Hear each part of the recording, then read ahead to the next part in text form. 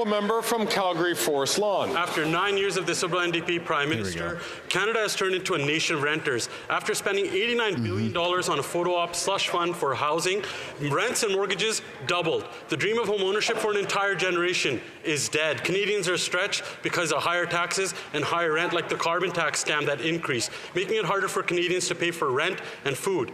Was it fair to increase the carbon tax scam 23% when 70% of Canadians told them not to? The Honourable Minister for Housing, Infrastructure and Communities. Mr. Speaker, if my honourable colleague is concerned about tax increases, I suggest he talk to the leader of his own party who's proposing to increase taxes on new apartment construction by putting the GST back on apartment rentals in this country. Mr. Speaker, their plan is to raise taxes on home construction. Their plan is to cut funding for the communities that are going to build homes. He has actively promised in the media that he views the role of the government not to participate in housing. On our side of the House, we're going to make the investments necessary to solve the housing crisis. I hope the Conservatives will join us. The honourable member from Calgary Forest Lawn. We won't take any lessons from the worst immigration and housing minister in Canadian history. And now we have Mark Carbon Tax Carney preaching the same radical agenda in his Liberal leadership like this Prime Minister. He won't denounce the Liberal carbon tax and commit to cutting 1 penny of Liberal waste. Whether it's Carney or this Prime Minister, the inflation driving deficits will continue. And just like the carbon tax scam, none of them are worth the cost. Will any other Liberal leadership candidate stand up today, show some common sense, and declare they'll finally axe the tax? There you go. The Honourable Government House Leader. Speaker, it's understandable why Conservatives want to throw up some smoke screens. It's been a very bad couple of weeks to be a Conservative in this country. First of all, they cavort with white extremists.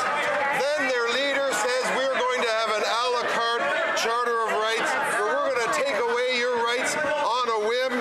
And now, Mr. Speaker, we have a female candidate for a Conservative nomination alleging criminal content in the conduct of her nomination, identity fraud, false information. When will they stand up for law and order, Mr. Speaker? Northern Canadians are going hungry, and it's getting worse because of the carbon tax.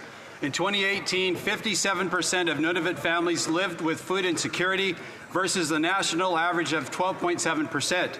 That number now is a whopping 69% and is amongst the worst in the developed world. Almost 70% of Nunavummiut are going hungry every single day. This PM knows the carbon tax is making Northerners go hungry. Why doesn't he just axe the carbon tax? The Honourable Minister Do the for right Northern thing. Affairs. Mr. Speaker, the member opposite has a lot of nerve. For the last 8 years, he and his government have voted against every initiative to help middle-class families. When we brought in $10 a day daycare, he voted against it. When we brought in dental care for kids, which had served 55,000 children in his province, he voted against it. Wow. When we introduced the Canada Child Benefit, he voted against it. He and his team should be embarrassed. Here, here. The honourable member from Prince George, Peace River, Northern Rockies. If it takes nerve to stand up for the people of Nunavut, I'll do that every single day. It's getting worse on your watch, Minister, in Nunavut, and you know it not better. I visited a grocery store in Iqaluit a few weeks ago. A can of Campbell's chicken noodle soup is over $6. A small can of tuna is over $8. Macintosh apples are $3 each, and a liter bottle of ketchup is over $13. The people of Nunavut are going hungry while this minister hikes his carbon tax. Why won't he simply axe the tax? The Minister for Northern Development. Mr. Speaker, 2 years ago in Nunavut, I announced $143 million of new funding for Nutrition North. He voted against it. The Conservatives on the other side voted against it. In this budget, we have $23 million for Nutrition North, $101 million for the Harvester Support Grant, Community Foods Programs. Mr. Speaker, I want to know if they're going to vote against it or they're going to support it. I don't know. The honourable member from Cypress Hills, Grassland.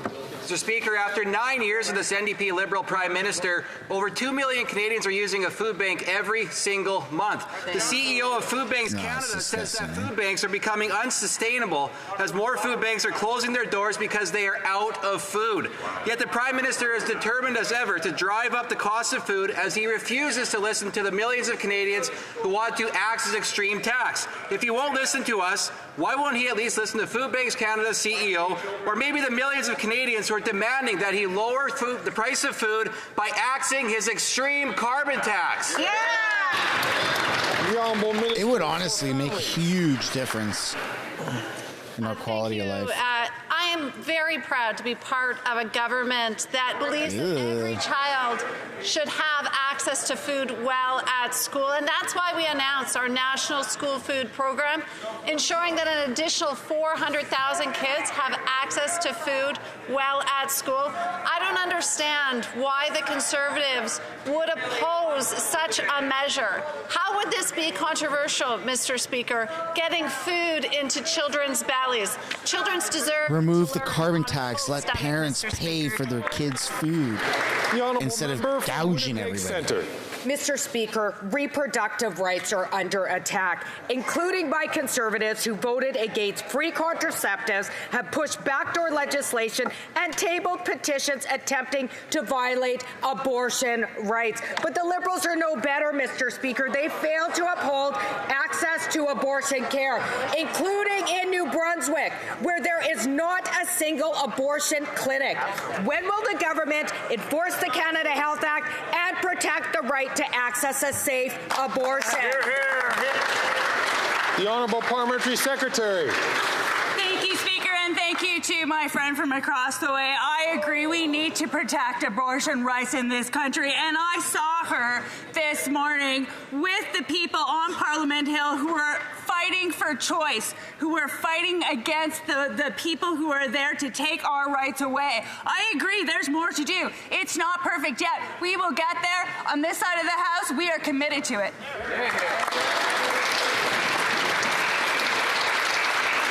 The Honourable Member from Port Moody, Coquitlam. If you have to negotiate for dignity, dignity is lost. That is what we heard today at Canada's first ever Air Accessibility Summit.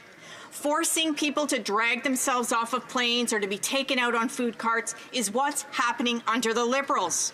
Today, the minister said he could intervene, but he prefers to leave it up to big CEOs, or as he called it, the guys. That hasn't worked for the last 20 years. Why won't the Liberal minister make sure people with disabilities are treated with dignity? The Honourable Minister of Transport. Yes, Mr. Speaker, this morning my colleague and I were at the summit that we convened, and we had people living with disabilities that had better experience representing other people that were there for a frank and open discussions. And we also asked the airline companies, the airports, CATSA, CBC, all of them. Why? Oh my God! There we go again! What the hell is going on? Find solution, Mr. Speakers. What we've witnessed in the past cannot happen anymore. We need concrete solutions. That's what we're working on. Walmart, Pablo Escobar. Did nothing in the past. We will do better, much better. Just his presence is. The Honourable Member from